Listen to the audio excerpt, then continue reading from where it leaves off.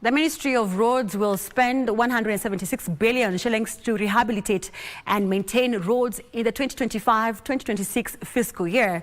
This will help bridge the yawning roads funding gap, estimated to be around 500 billion shillings. Some of the roads earmarked for rehabilitation include Kisumu-Busia Highway and the Ahero, Kisii, Isebania corridor, key transit routes linking Kenya to Uganda and Tanzania. Mukami Nduta has more details from Homa Bay County.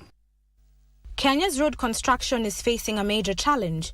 Lack of funds has led to more than 580 stalled projects, saddling the exchequer with 500 billion shillings in pending bills. The Kenya Roads Board estimates that the government will require close to 400 billion shillings in the next 3 years to unlock the funding gap. The government says it will spend 175.6 billion shillings to construct and rehabilitate roads in the country in the current financial year. I have proposed an allocation of 217.3 billion for development of roads across the country.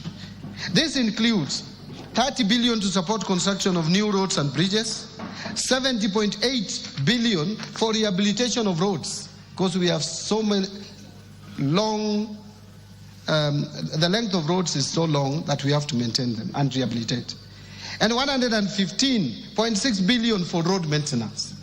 The Kenya National Highways Authority Assistant Director Engineer Jaconia Opodo says the ongoing projects are connecting communities, spurring trade and opening up long marginalized zones.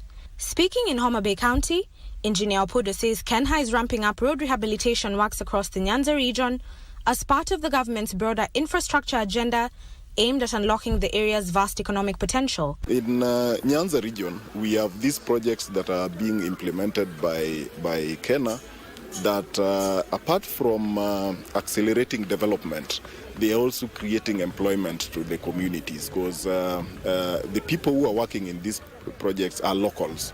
According to KeNHA, more than 531 kilometers of roads are currently being rehabilitated across the country. The improved road network is set to streamline cross-border trade by reducing transportation costs, curbing post-harvest losses, and enabling faster movement of goods and people within the East African community. Nduta Mukami for Prime Edition.